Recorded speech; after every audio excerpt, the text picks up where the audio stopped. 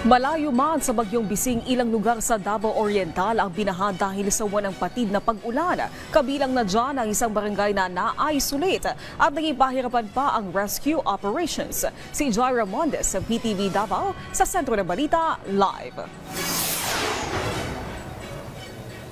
Nayumi na sa 3 barangay sa Governor Generoso sa Davao Oriental ang apektado sa nangyaring pagbaha, bunsod ng walang tigil na pag-ulan nitong weekend.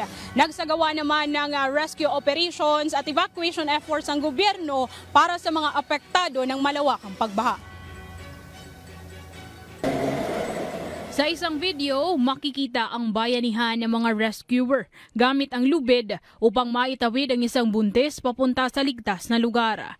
Ayon sa Municipal Disaster Risk Reduction and Management Office o MDRRMO sa Governor Generoso, Sabado ng gabi pa lang ay nakaalerto na sila kasunod ng naranasang sama ng panahon. Sumentro ang kanilang pagbabantay sa Barangay Surup at Tagabebe at Pundagitan sa Barangay Generoso.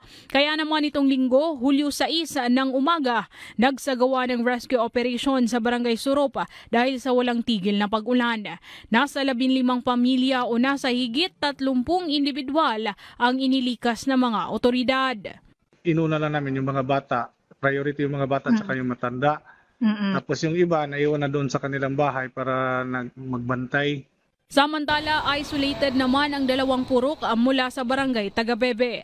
Pahirapan ang pagpasok sa lugar dahil sa malakas na agos ng tubig sa ilog. Mabuti na lamang at ligtas sa mga residente roon nang makapasok na ang mga otoridad.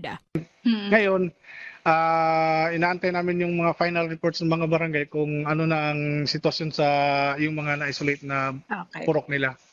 Habang sa Barangay Pundagitan, aabot sa higit 100 bahay, isang simbahan at kanilang barangay hall ang pinasok ng tubig baha at putik dahil sa halos walang tigil na pag-ulan.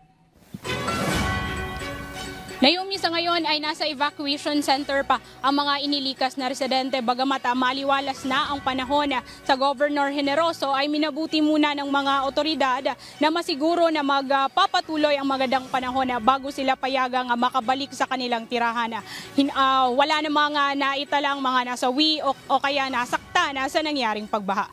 At yan muna ang latest mula sa PTV Davao, Jaira Mondes para sa Pambansang TV sa Bagong Pilipinas. Maraming salamat, Jaira Mondes.